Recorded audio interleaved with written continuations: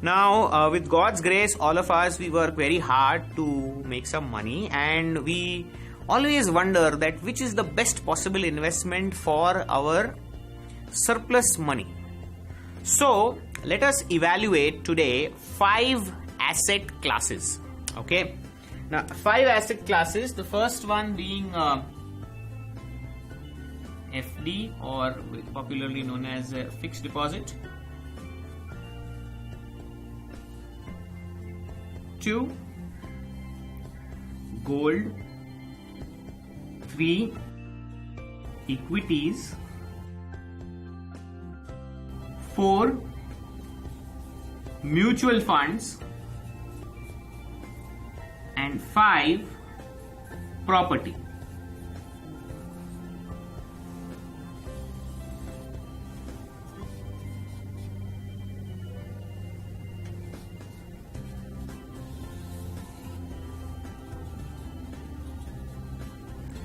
Let us evaluate the risk and return of all 5 of them, and then decide if we have 100 rupees surplus with us, how much of that 100 rupees should go to FD, how much of it should be gold, how much to equities, how much to mutual funds, and finally how much to property.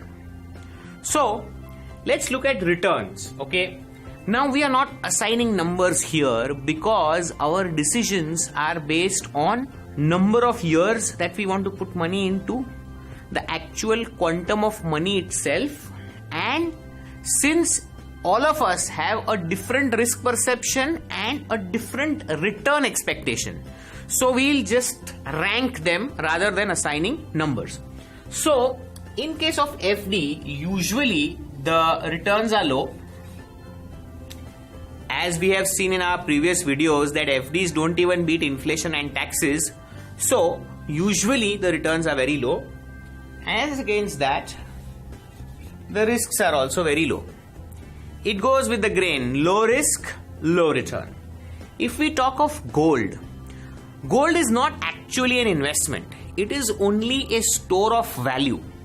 So what gold can give you at best, eliminating the market timing, is that gold will stay at par with your currency and you will not lose out on inflation. So again, returns are low and risks are low, because gold prices do not fluctuate often, and if you look at a longer term horizon, they follow a linear pattern. If you look at equities, equities give high return. If equities give high return, they also carry high risk.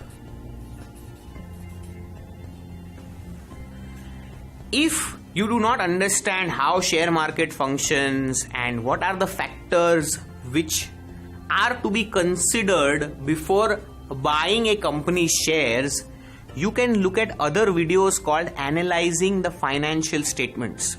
They will help you to concretely decide how to buy a share of a company and what factors to consider.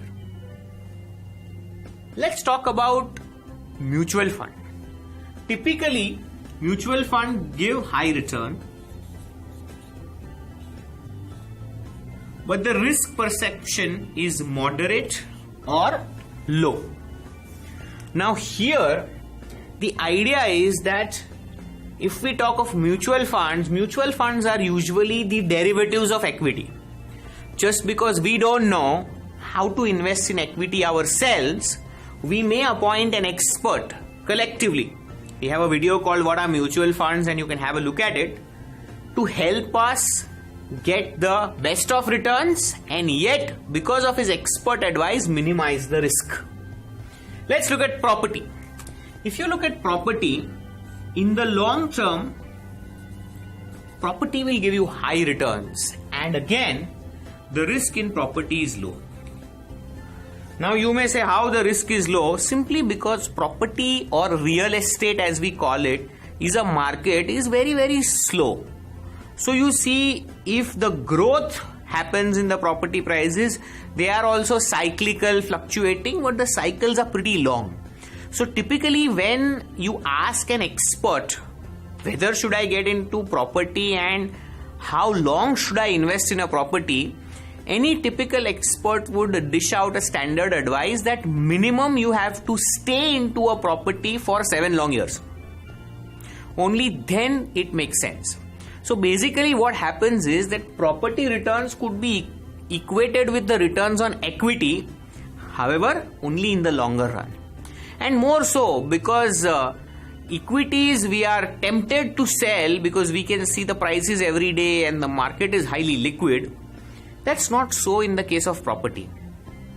And that is why people hold on to property for a longer period of time and they realize very good yields.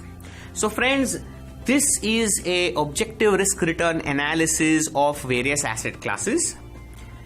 For structuring your personal portfolio, we may look at other videos available, and since the structuring of portfolio is individually different for all of us, we need to sit one-on-one and do that exercise. However, if you ask me a standard answer, I would say that each portfolio construction is dependent on 3 primary parameters, that is investment objectives, risk appetite and time horizon. So with this, I hope this video helps you to choose your asset class carefully.